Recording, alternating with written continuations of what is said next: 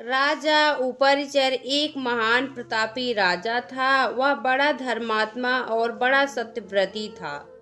उसने अपने तप से देवराज इंद्र को प्रसन्न करके एक विमान न सूखने वाली सुंदर माला प्राप्त की थी। वह माला धारण करके विमान पर बैठकर आकाश में परिभ्रमण किया करता था। उसे आखेट का बड़ा ही चाव था। वह प्रायः वनों में आखेट के लिए जाया करता था। उपरिचर की रानी का नाम गिरिका था। गिरिका भी बड़ी सुंदर और पवित्र हृदया थी। वह अपने पति को प्रेम तो करती ही थी, ईश्वर के प्रति भी बड़ी आस्थालु थी। निरंतर भजन और चिंतन में लगी रहती थी। एक बार गिरिका ऋतुमती हुई। 3 दिनों के पश्चात जब वह शुद्ध हुई तो उपरिचर उसके साथ रमण करने से पूर्व ही वन में आखेट के लिए चला गया। राजा आखेट के लिए चला तो गया, किंतु उसका ध्यान रानी के साथ रमण करने की ओर ही लगा रहा। दोपहर का समय था। राजा वन में एक अशोक वृक्ष के नीचे बैठा हुआ था। शीतल और सुगंधित हवा चल रही थी। मृदुल स्वरों में पक्षी गान कर रहे थे। राजा का ध्यान रानी की ओर चला गया। वह रमण के संबंध में मन ही मन सोचने लगा। राजा कामातुर हो उठा और उसका वीर स्खलित हो गया। राजा ने सोचा उसका वीर व्यर्थ नहीं जा सकता, अतः उसने अपने वीर को एक दोने में रखकर विमान में बैठे हुए बाज पक्षी को बुलाकर उससे कहा, तुम इस दोने को ले जाकर मेरी रानी को दे दो, वह इसे अपने गर्भ में धारण कर लेंगी। बाज दोने को मुख में दबाकर राजा के भवन की ओर उड़ चला। वह यमुना नदी के ऊपर से उड़ता हुआ चला जा रहा था। सहसा एक दूसरे बाज की दृष्टि उस पर पड़ी। इसने सोचा यह अपने मुख में खाने की कोई वस्तु दबाए हुए है, अतः उसने उस बाज पर आक्रमण कर दिया। दोनों बाजों में घमासान युद्ध होने लगा।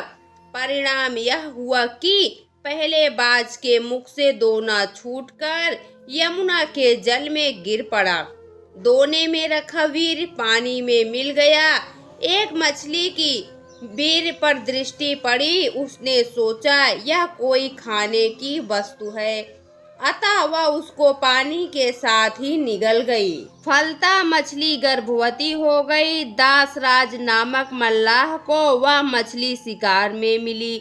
जब उसने मछली के पेट को बीचों बीच से काटा तो उसके पेट से एक बालक और एक बालिका निकली।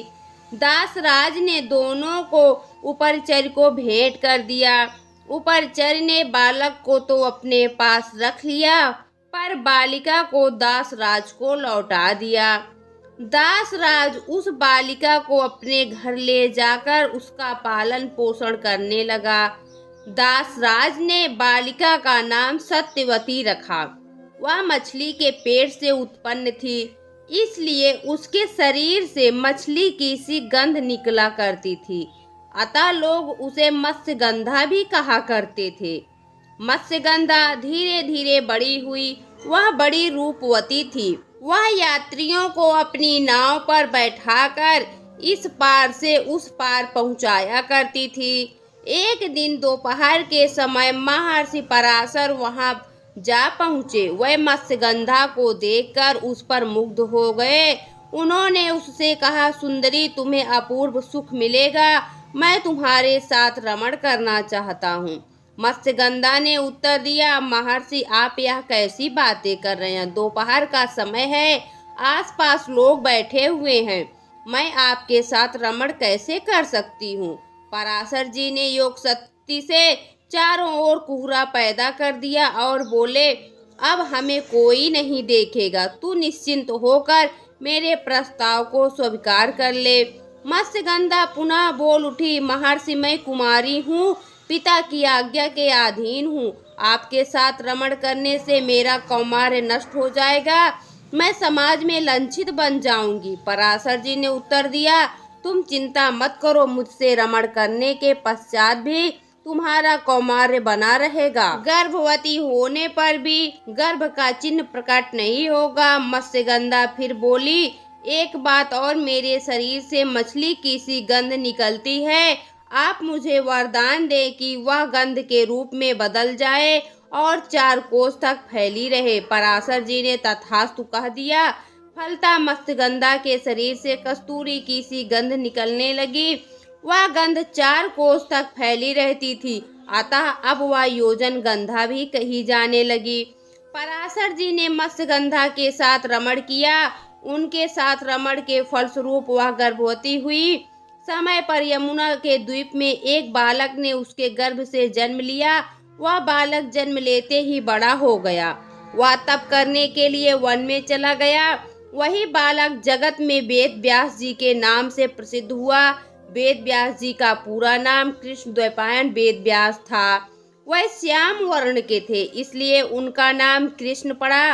वह 2 द्वीपों के बीच में पैदा हुए थे, इसलिए द्वैपायन कहे जाते थे। वेदों के पंडित होने से वेद व्यास कहे जाते थे। वेद व्यास जी अमर हैं, वे आज भी धरती पर विद्यमान हैं और किसी किसी को दर्शन देकर कृतार्थ करते हैं। दोस्तों, वेद व्यास जी का भीष्म से एक भाई का संबंध था। वेद व्यास जी माता सत्यवती के पुत्र थे और भीष्म देवी गंगा के पुत्र थे। दोनों ही महाराज शांतनु की रानियां थी। दोस्तों, आपको यह कहानी कैसी लगी कमेंट बॉक्स में जरूर बताएं। वीडियो को लाइक करें, शेयर करें और हमारे चैनल को सब्सक्राइब करना ना भूलें।